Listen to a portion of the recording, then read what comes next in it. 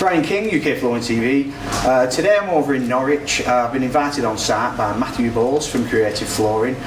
Matt, good to see you. How's it going? Yeah, going good. Matt, thanks for inviting us on site. Matt, tell us what we're doing here.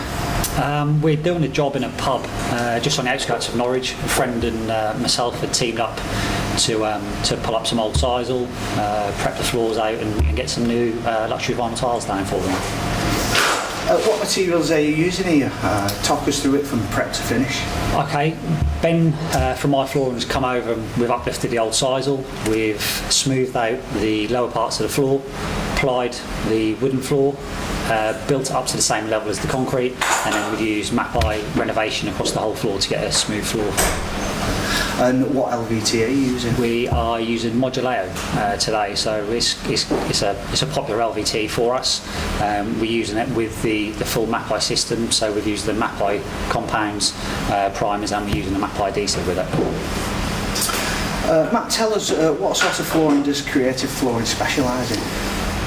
We're mainly L.V.T, luxury vinyl tiles and carpet. We also do little bits of wood, solid wood engineered and laminates, but we tend to do the majority of L.V.T, and that's what that's why I enjoy giving the customer something that's a little bit bespoke and a little bit different.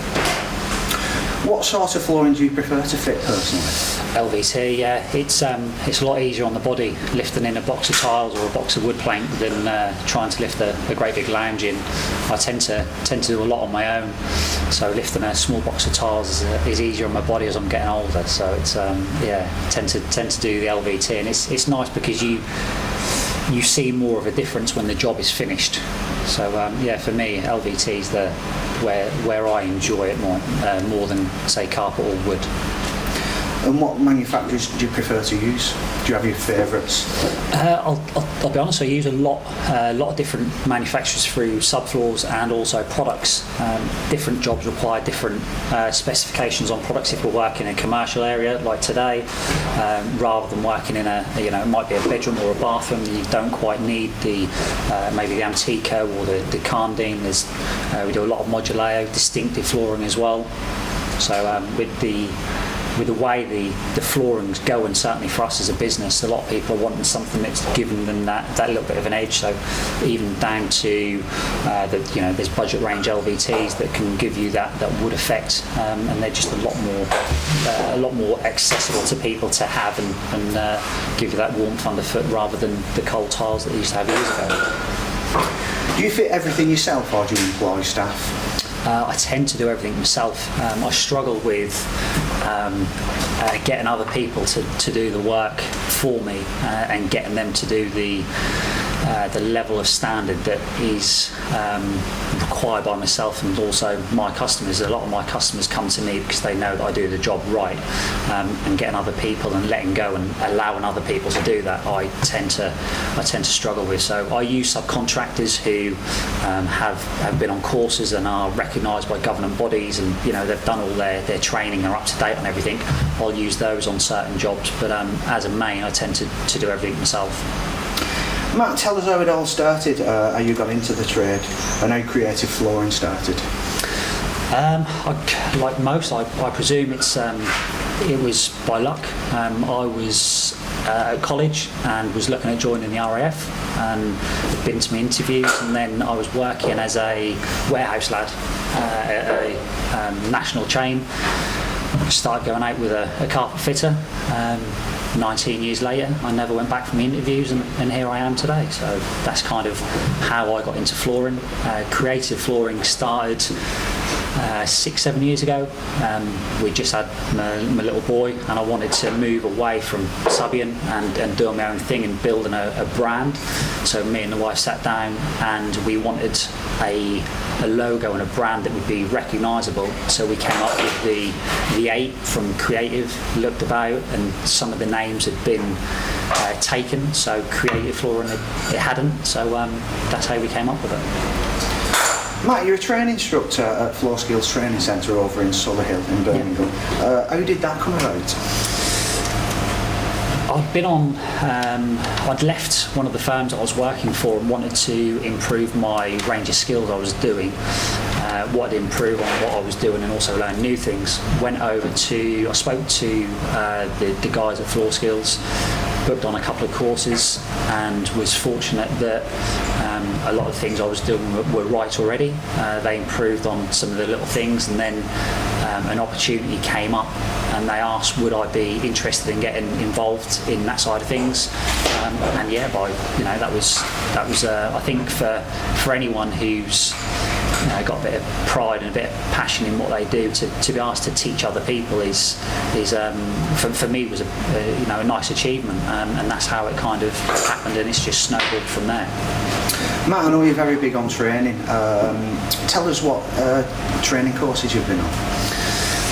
I've been on probably too many, in all fairness. I've done Carndi, Amtico, M-Floor, Distinctive, Moduleo, Harvey Maria.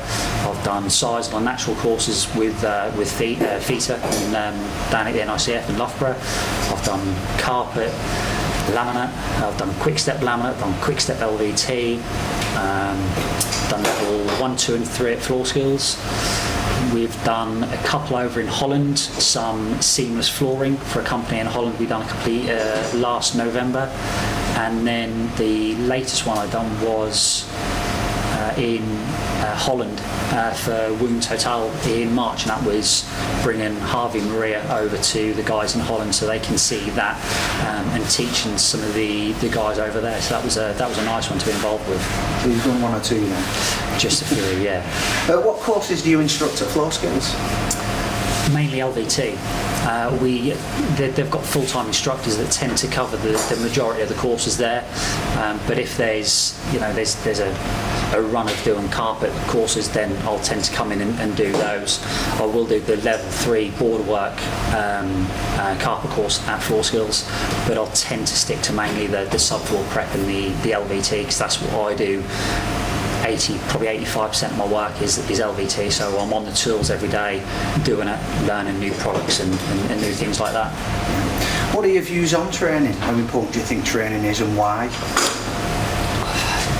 For me, as a business, I think it's hugely important for customers to know that you're up to date with new products.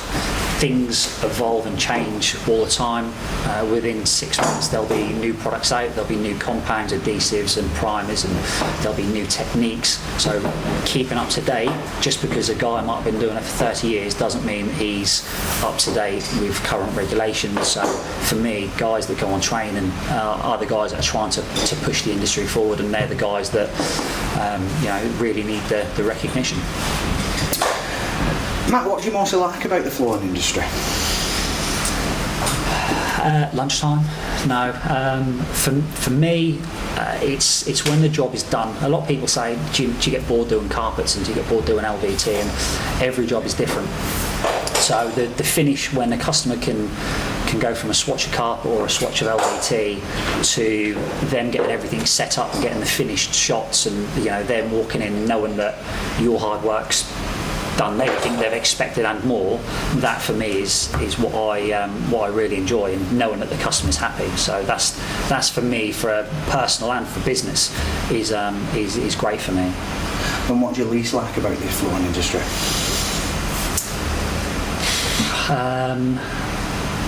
I think it's quick for people to be negative towards certain aspects of it.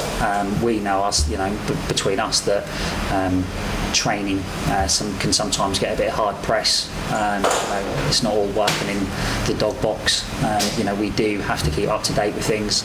I think if people were to open their mind a little bit and possibly do a training course, or do some of these demo days, if you learn one thing, that for me makes everything worthwhile, and it might make your job easier, quicker, give you a better finish. I think just that negativity around that side of things, and people not willing to want to change or learn, is the thing that I find frustrating. And Matt, throughout your career, what's the biggest business achievement you've made? I think without a doubt it's having my work recognised to be published in brochures. So I've been lucky enough to be involved with manufacturers where they've asked for finished shots of jobs that we've done, and then they've been published in their brochures. So when we go round, it's nice to show customers actually, that's the work that I do on a daily basis, and that's what can be achieved. And being recognised when you're doing the demos at Harrogate and things like that, doing the show floors, and winning awards for the best designs and things like that. So yeah, for me, that's brilliant. That's, it does give you a nice pat on the back, which you don't always get. Well, Matt, what's the biggest fitting or business mistake you've ever made? Never make fitting mistakes, of course. Yeah.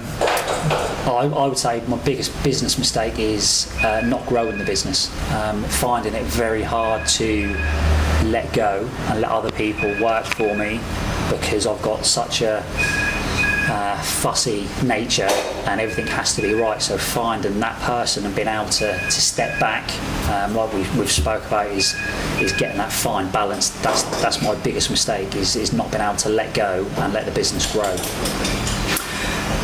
Finally, Matt, Carpet Fitter of the Year, it's getting very popular, and we've seen some of your work on social media, things like that.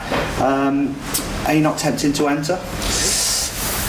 Yes, I was going to enter this year, but other things were booked in and around the same sort of time. Also, I tend to, the majority of my work is now predominantly hard flooring, so I don't do as much carpet as some of the other guys.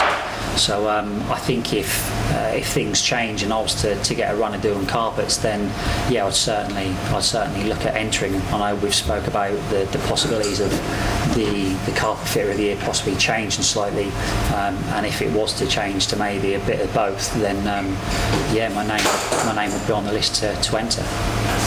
Well, Matt, thanks for inviting us on site. It's been great seeing you, and thanks very much for your time. Yeah, no worries. Thanks for coming down.